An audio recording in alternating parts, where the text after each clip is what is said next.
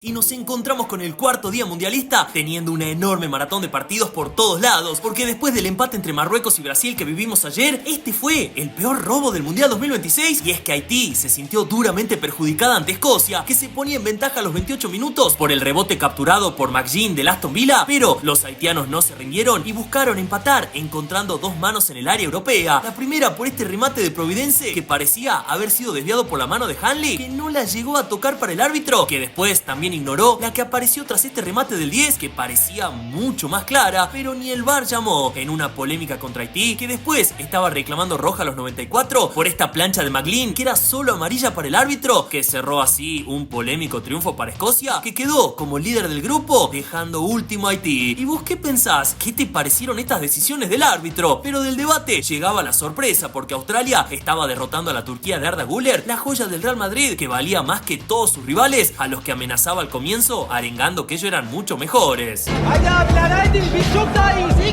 Pero toda esta superioridad no pudo romper la tremenda estrategia australiana, que con una sólida defensa ahogó a los turcos, que de contra sufrieron antes de los 30 de la potencia de Irán Kunka, el delantero que nació en un centro de refugiados por los conflictos en su país, pasando una vida de película para poner con 20 años un homenaje al histórico Cahill con el festejo, dándole la ventaja a su selección, que tenía también las 8 atajadas de Patrick Beach, convirtiéndose en el arquero con más paradas en un partido de un mundial, que terminó sonriendo para Australia, que liquidó la historia con este zapatazo de Metcalfe de afuera del área para cerrar un 2-0 con solo el 28% de la posesión para quedar líderes junto a Estados Unidos, ajustando aún más las chances de Paraguay. ¿Y te esperabas este resultado? Y con varios prodes arruinados, le llegaba ahora el debut al humilde Curazao con 25 de 26 jugadores nacidos en Holanda, que teniendo el récord del DT más longevo en la historia de los mundiales, con los 78 años de un emotivo Advocat, buscaban dar la sorpresa ante Alemania, que empezaba ganando desde los 6 minutos por el golazo de Mecha, aunque sin que nadie se lo espere, Comenencia sacó este remate que con ayuda de desvíos se estaba transformando en el primer gol en la historia de Curazao, que explotaría con sus 156.000 habitantes. Advocat no podía contener las lágrimas, pero a Alemania esto no le hizo ni un poco de gracia y sacó a relucir todo su poderío ofensivo, metiendo golazos de todos los colores, sumando grandes combinaciones con un Havertz inspirado, que con su doblete ayudó a cerrar un inmenso 7-1 para dejar bien marcadas sus ganas de quedarse con la copa como hicieron en 2014. ¿Y vos te esperabas este brutal resultado? Un poco más peleado parecía estar el partido entre Países Bajos y un Japón, que también se emocionaba por este encuentro, que a pesar de tenerlo con varias chances, a los 51 Van Dijk de 9 estaba colocando la alegría para los europeos. La hinchada nipona, al estilo argentino, motivaba desde la tribuna. Otra vez a manejar Summerville.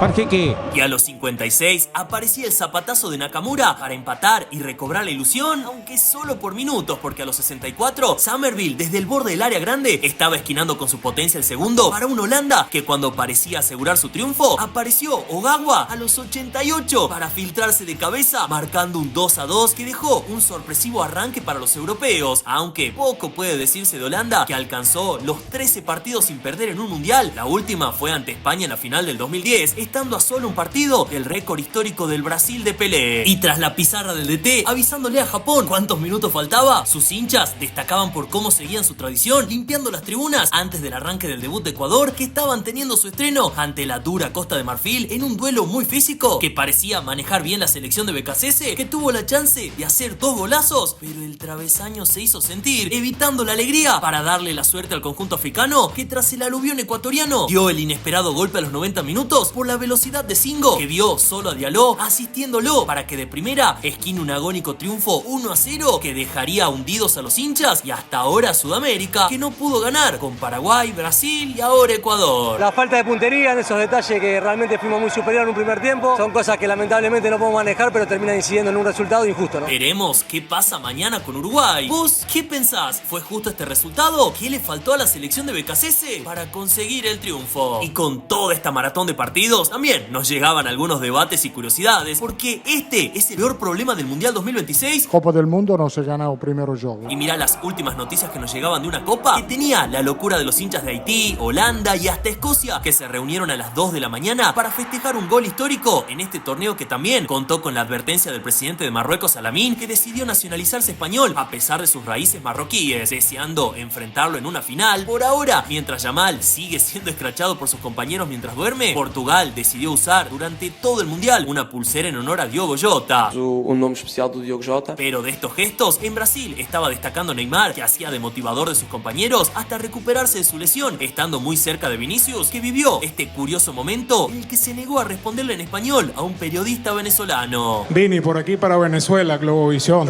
Vou falar só em português. Pero sin embargo, sí lo haría con un medio español. Muy contento con mi gol, pero triste por el resultado. Un momento particular, como el de Turquía, que se juntó a ver un partido en la plaza que resultó ser un gameplay de FC 26, aunque más perdido estaba este hincha de Estados Unidos que sin saber de fútbol esperaba verlo a Messi en su selección al creer que también había fichado para ellos. Literalmente no sería el único, porque el lateral Davis del Bayern fue a comprobar que mucha gente compraba su camiseta de Canadá sin saber quién era él, sino mirá cómo ni lo reconocían. I love your jersey. Let me see who's in the back. You see?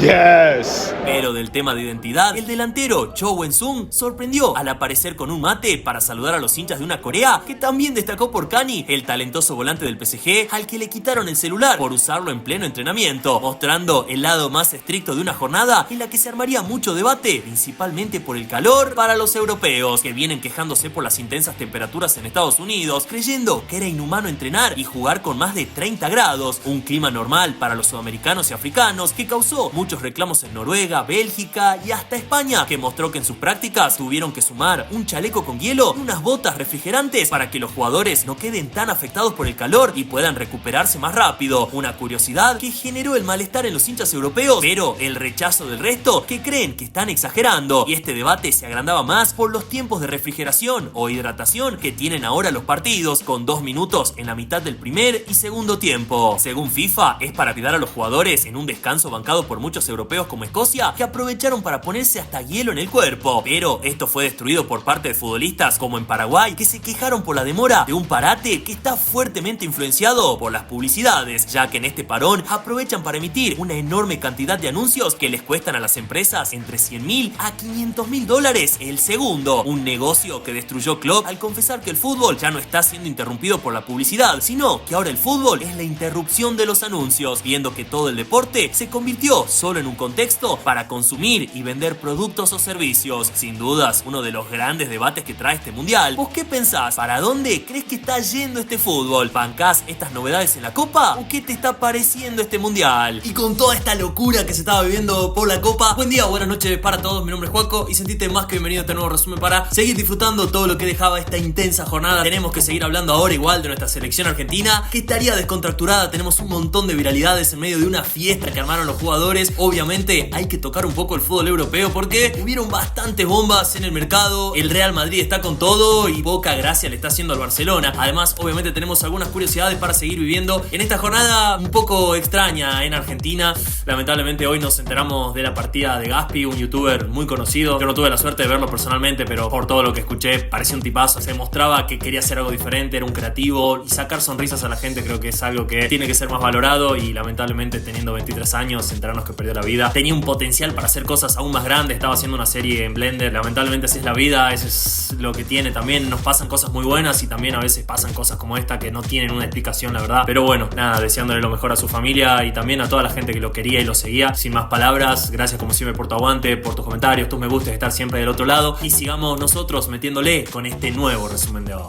Y antes de hablar de Argentina, miremos ahora qué estaba pasando con algunos clubes, porque el Real Madrid está arruinando al Barcelona en este mercado de pases. Y mirá las últimas noticias de un activo mercado lleno de movimientos, porque Lewandowski está negociando para sumarse a la MLS y jugar en el Chicago Fire, que le ofrece un sueldo más alto que el que le proponía el Milan, que tras avanzar con la venta de Leao, deseado por el Galatasaray, está cerca de contratar a Morín como nuevo DT, que pidió que no le vendan a Pulisic, sondeado por la Roma para una Champions para la que se prepara el Como, que compró por 15 millones a Caicchi, una de las figuras del Cruzeiro. Y en medio la selección italiana estaba cerca de contratar a Mancini. Arbeloa aceptó ser el técnico del Fulham, de una Inglaterra en la que el City le presentó una renovación a Guardiol para que no escuche al Real Madrid. El Arsenal por su lado apuntó por el mediocampista Sandro Tonali del Newcastle y por el extremo Christophe del Brujas, aunque en el puesto el sueño principal es Barcolá de un PSG, que escuchará ofertas al entender el deseo que tiene por ser titular, teniendo también en carrera a Liverpool, aunque más enfocado estaba el Bayern, que tras dejar libre a Goretzka ofreció 80 millones por Ayoub Boadi, una de las revelaciones de Marruecos del que hablamos hace unas semanas por su tremenda temporada en el Lille con solo 18 años, aunque no sería el único marroquí, ya que el Bayern sigue negociando por el delantero Saibari del PSV, que a pesar de que ya arreglaron su contrato, el club le subió su precio tras el golazo a Brasil. Pero además el Múnich está acelerando por el lateral Braun del Frankfurt, que la empezó a romper también con la selección alemana. Todos refuerzos bien apuntados por el club, que rechazó en simultáneo la oferta del Barcelona, curiosamente por su fisioterapeuta. Un Barça que estaba recibiendo la llamada de Luis Enrique por Ferran Torres, buscándolo para mejorar su delantera, en un movimiento que indicaría también que el PSG ya no estaba esperando tanto a Julián Álvarez, que de momento es impagable por el Barcelona, y hasta un Real Madrid que tras ofrecer los 150 millones se retiró de las negociaciones, dejando la duda si realmente lo querían o si fue solo una manera de complicar más al Barça, que quedó furioso por cómo Florentino Pérez está arruinándole su mercado. Primero, al quedarse con el lateral Dumfries, por el que le pagaron 20 millones al Inter. Después, más sorpresivo fue lo de Bernardo Silva, que tenía charlas avanzadas con ellos y hasta con el Atlético Madrid, pero ahí apareció Mourinho para seducirlo con el proyecto y el club le pagó un sueldo irresistible, por el que el portugués canceló todo y firmó con el Real en 36 horas. Y si esto ya era mucho, hoy se confirmó que Florentino también cerró a Cucurella, el lateral español del Chelsea, que confesó ser hincha del Barça, que lo tenía hablado, pero sin concretar nada. Otra vez Mou fue clave para hacerlo cambiar de opinión y comprarlo por 60 millones en menos de 18 horas de negociación. Un movimiento que le gustó a Enzo Fernández, el próximo gran objetivo del club, que está cerrando un mercado de pases soñado para fortalecer el proyecto y arruinar el que tenía pensado el Barcelona, que hasta ahora está sin incorporaciones. ¿Y vos qué pensás de estos fichajes? ¿Se lo esperabas? ¿Y ahora cómo crees que responderá el Barcelona? Y para cerrar todas estas bombas, así fue la fiesta que organizó la selección argentina antes de debutar en el Mundial.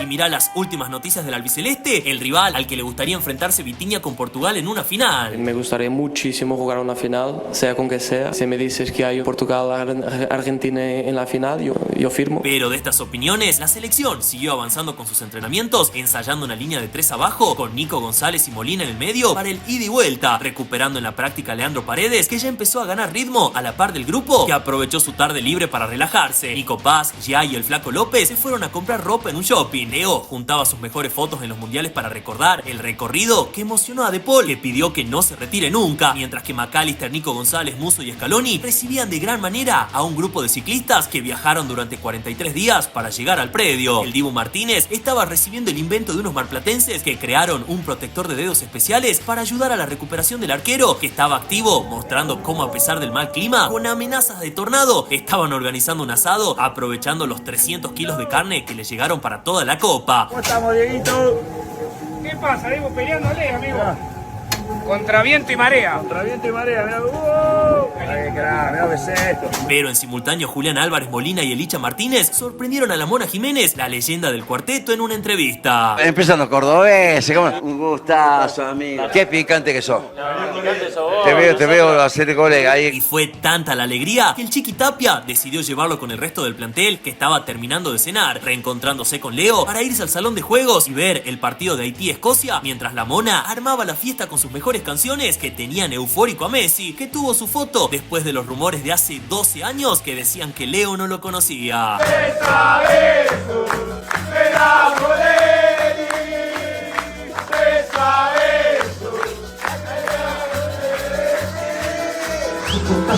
En esta ciudad, no sé qué pasa, no sé.